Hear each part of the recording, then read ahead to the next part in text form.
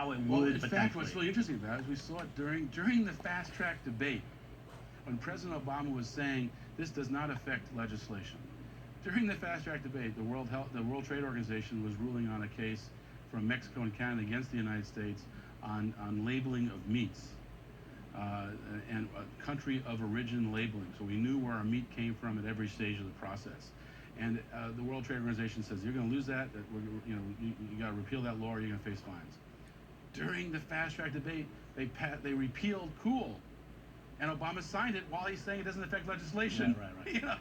Right happening at the same time. It's just like mind-boggling that they could say one thing and be doing the exact opposite. So that means that the Trade Tribunal decided U.S. law, a very popular U.S. law. People want to know where their food comes from, and that law was repealed during the fast track debate. Okay, let's talk about how this is going to affect workers, wages, unions, all of those mechanisms by which we are protected from the abuses of corporate power. Well, one thing that's very lucky about the fast track fight we had, we actually get to see the Trans-Pacific Partnership. They actually planned to keep it secret for 4 years after it passed. After it was implemented. 4 right. years. A 5,400 and almost 6,000 page document of intricate changes of all aspects of our law. Right. Really.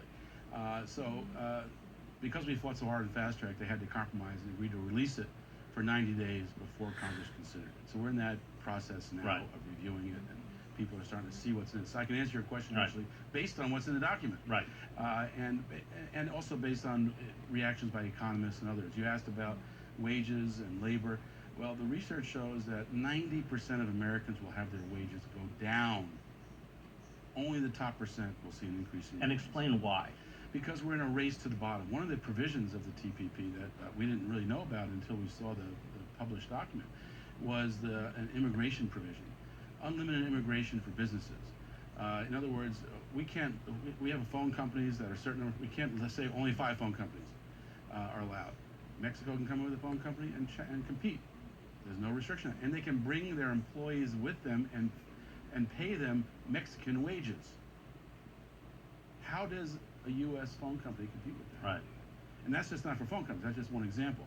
So, and if the United States doesn't allow companies to come in like that, they can take them to the Trade Tribunal and force them to. Right. We're losing control of our sovereignty. We're losing control of our economy. We're losing control of our democracy. On the environmental let's go back to wages, because you had made a point in this interview that I did with you. Wages in Vietnam are what, 35, 65 cents an hour, and that in essence, this trade agreement forces the American workforce to become quote unquote competitive in a global market. Yeah, and how is that possible? How can American workers, when 51% of Americans right now are earning under $30,000 a year, near the poverty level, near the government's poverty, which is already, in reality, poverty is much higher than that. Right. But, even that artificial poverty, most workers are earning that now. How can we compete with 60 cents an hour in Vietnam, with 90 cents in Which is Peru? essentially what these agreements are forcing us to do. What they're doing is they're giving corporate power the ability to force down wages, to go where the wages are lowest, to go where they can get the cheapest resources, to where the most lax laws on taking resources out of the ground. On all these issues, it is a race to the bottom. And so people have to rise up now. Right. Because this race to the bottom will affect every aspect. Our foods will be less safe. Right. The provisions now allow for a corporation, when food's being inspected at the border, a corporation can stop the inspection if it's going to take too long, if we have to send it in for testing to see what kind of poisons are in it. The corporations can sue to stop that. So the ISDS, they can sue if there's any interference by government for projected profits. Exactly.